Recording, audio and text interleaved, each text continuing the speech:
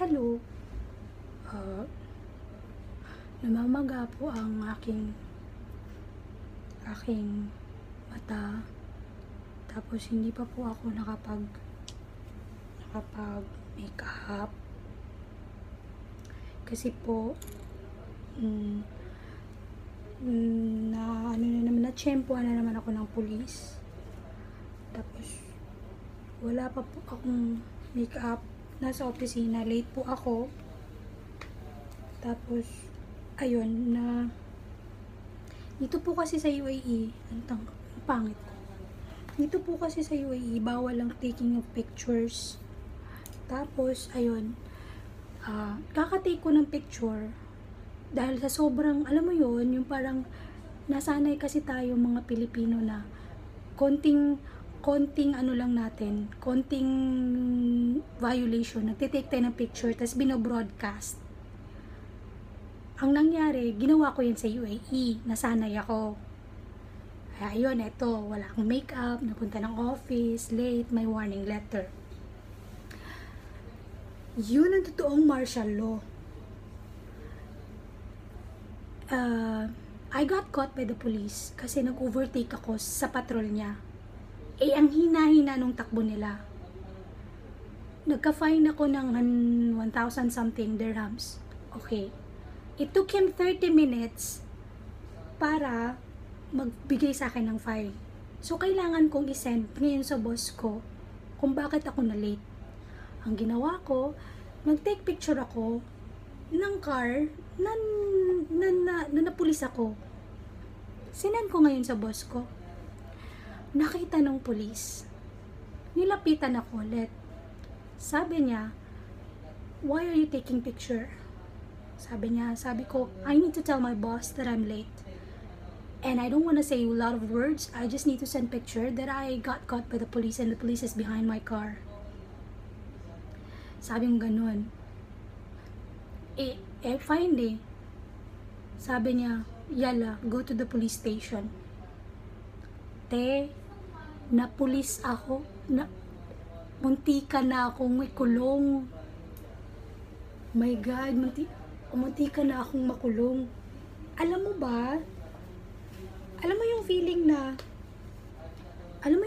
na muntikan ka ng ikulong, di ba yung iba, pag nakukulong, supposedly, natatakot, umiiyak, kasi ikukulong sa UAE. Alam mo anong feeling ko? Nakatawa ako. Para akong baliw. Tumatawa ako. Tapos, punta ako ng police station. Nakatawa ako. Sabi ng police officer, ba't ka nakatawa? Sabi ko, because you caught me. Kasi sa tagal-tagal kong nagla-live, palagi akong, boss, please, ganun-ganun, diba? This time, they caught me. Tapos, nakatawa ako. Alam mo bakit ako nakatawa? Kasi ito yung totoong martial law. Ito yung sinasabi nila na wala kang expression, na right of expression. Kasi, natatawa. Kasi, hindi, kinukumpare ko sa Pilipinas. Hindi ako matatawa dahil nakulong ako. Kasi kung ikukulong man ako, okay, kasi may kasalanan talaga ako. May law na bawal mag-take ng picture. But I took a picture. Nagsinungaling pa ako. Sabi ko pa, hindi ko alam. Actually, alam ko. I just thought they would not see me nga na nagta-take picture. So, nung naisip ko, sana may ganung law sa Pinas. Wala tuloy akong makeup. Ma-makeup lang ako habang nagsasalita. Sana may ganun na, yung sinasabi nila na martial law, na, sorry, but I love it.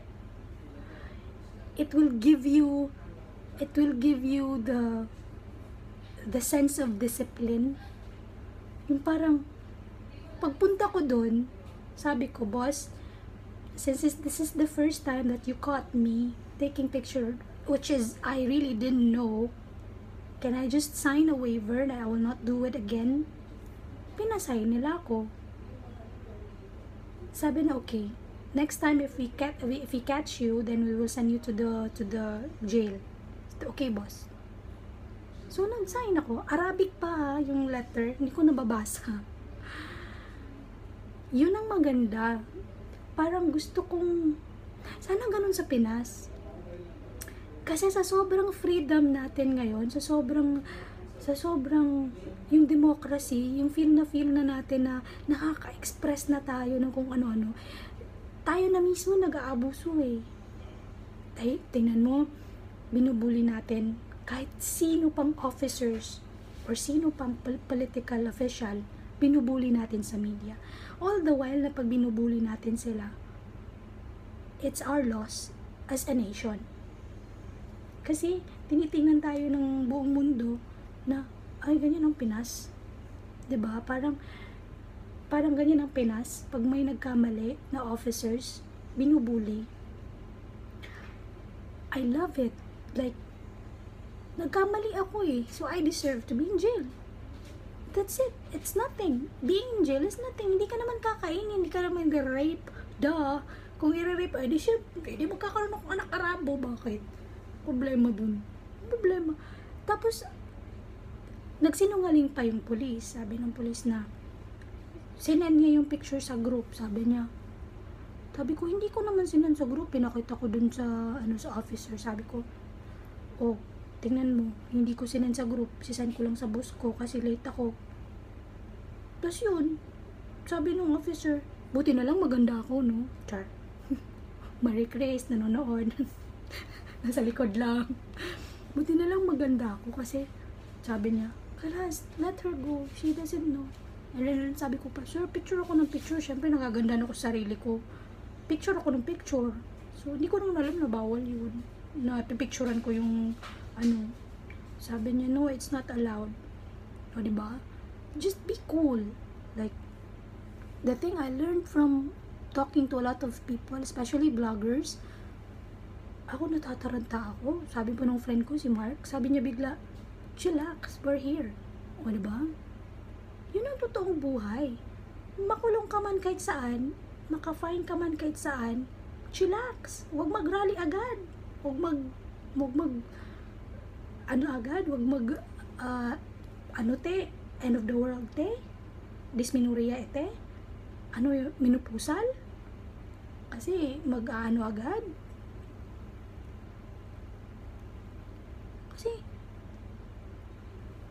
nagrereklamo ang mga tao, martial law, ang sarap kaya sa UAE, ang ganda ng buhay.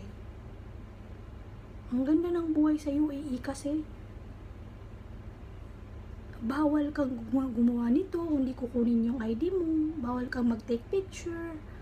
May freedom naman, FB, pero bawal mong i-apakan ang rights ng mga pulis na hulihin ka. Sana meron din tayong ganun na right sa mga pulis. Sana, kasi ako, naaawa din ako kay Baba, yung fiancé ko. Hi, Baba. Pulis siya eh. Hindi niya ma-exercise yung karapatan niya being police. Kasi, konting ngal-ngal lang, konting mo lang, huli mo lang. Ang daming sinasabi ng mga Pilipino, ang daming, kaysa gito, kaysa ganyan.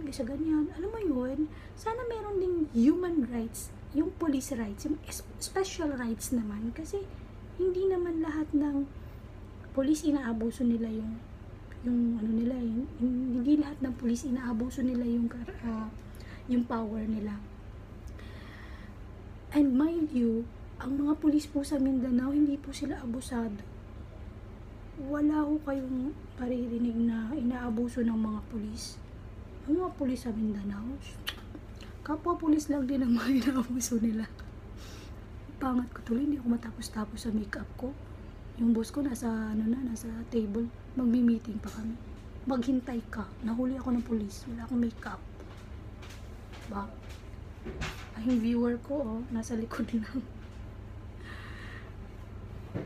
Oo nga, mamlo, makaward ko ni babaan. Yung fine ko, 1,000 lang naman. 1,300. Pang pang-4 for this month. It's okay. Wala din naman, hindi naman kasi ako, law-abiding citizen naman kasi ako. Yun lang naman ang hindi ko inabay. So, at least doon may taga-disiplina sa akin, di ba? But I love the concept of that kind of discipline.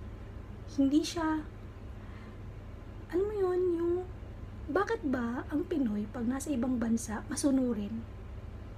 Pero pag sa Pinas, ang aangas. Hindi naman ako mayaman, no? Pero, hello, mga kapwa kong mahihirap dyan. Di porket binigyan tayo ng right na mag-voice out, mag-aastang senyorita na kayo. Konting-konting problema lang. Ano na, i-broadcast nyo na. Diba? Yun lang po. Makeup na muna ako, ha? Kasi yung kilay ko hindi pantay. Wala pa akong makeup, eh. May laway pa ata ako, eh. May laway pa. Shit. May pimple pa. Pangit mo, te. Kaya ka hinuli, kasi pangit. Wala ka makeup. Sana kung may makeup, sana pinanok. Bye.